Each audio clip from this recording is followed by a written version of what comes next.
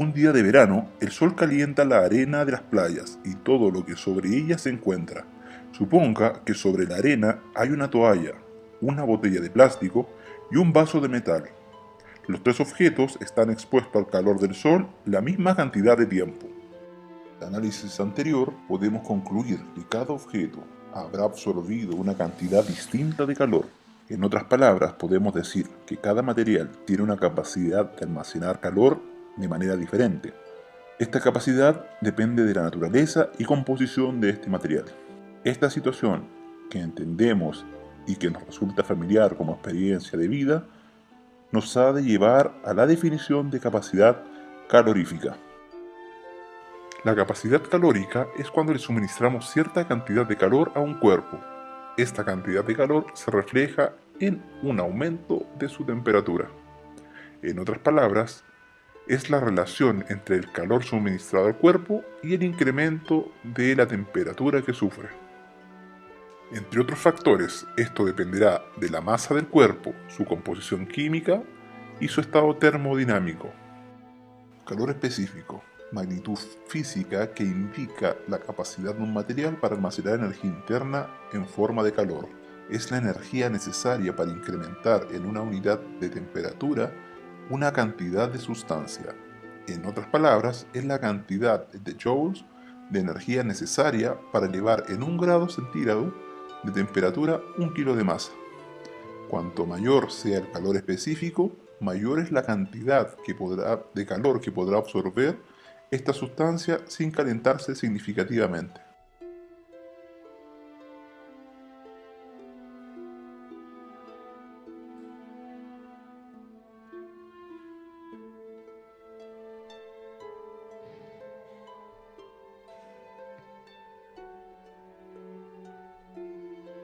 La conductividad térmica es una propiedad física que mide la capacidad de un material de transferir calor. La energía térmica siempre fluye de forma espontánea de mayor a menor concentración, esto es, de mayor a menor temperatura. La conductividad térmica es un mecanismo molecular de transferencia de calor que ocurre por la excitación de las moléculas. Se presenta en todos los estados de la materia, pero predomina en los sólidos. Es elevada en metales y en general en cuerpos continuos. Es baja en polímeros y muy baja en algunos materiales especiales como la fibra de vidrio, que se denominan por ello aislantes térmicos. Algunas características de la conductividad térmica son: dependen de la temperatura. El contrario de la conductividad térmica es la resistividad térmica.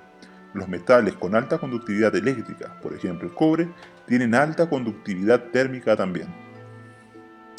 Los métodos de transferencia de energía son conducción, convección y radiación.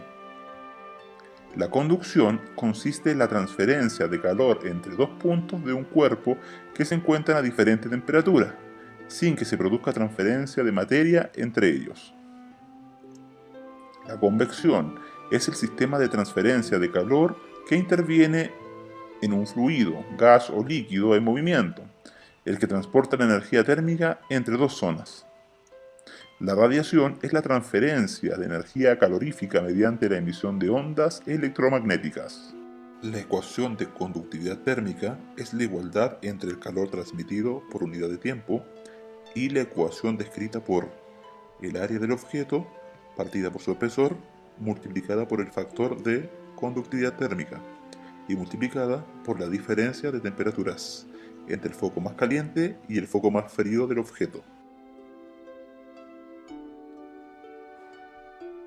¿Qué es la dilatación térmica? Se denomina dilatación térmica al aumento de longitud, volumen o alguna otra dimensión métrica que sufre un cuerpo físico debido al aumento de temperatura que se provoca en él, por cualquier medio. La contracción térmica es la disminución de propiedades métricas por disminución de la misma. El coeficiente de dilatación lineal designado por alfa L se puede medir experimentalmente comparando el valor de dicha magnitud. Causa de dilatación. Al absorber calor, la energía cinética promedio de las moléculas aumenta y con ella la amplitud media del movimiento vibracional, ya que la energía total será mayor tras la absorción del calor. El efecto combinado de este incremento es lo que da el aumento de volumen del cuerpo.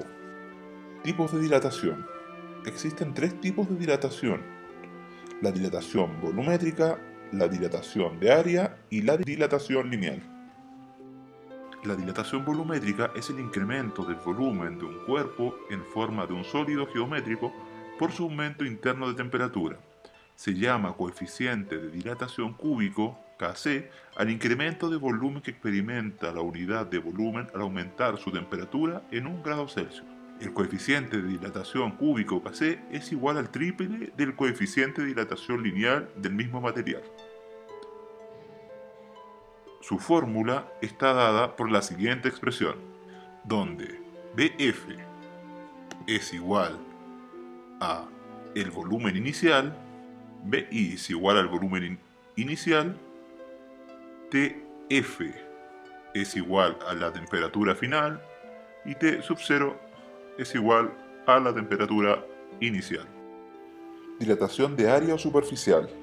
Cuando un área o superficie se dilata, lo hace incrementando sus dimensiones en la misma proporción. Por ejemplo, una lámina metálica aumenta su largo y ancho, lo que significa un incremento de área. La dilatación de área se diferencia de la dilatación lineal porque implica un incremento de área. El coeficiente de dilatación de área es el incremento de área que experimenta un cuerpo de determinada sustancia. El área igual a la unidad al elevarse su temperatura 1 grado centígrado. Este coeficiente se representa con la letra griega gamma. El coeficiente de dilatación del área se usa para los sólidos. Si se conoce el coeficiente de dilatación lineal de un sólido, su coeficiente de dilatación de área será 2 veces mayor.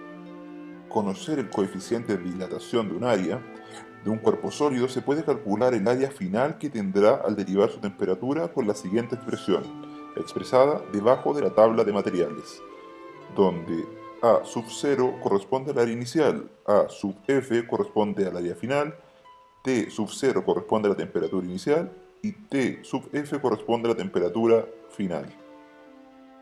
Dilatación lineal es aquella en la cual predomina la variación de una única dimensión, o sea, en el ancho, largo o altura de un cuerpo.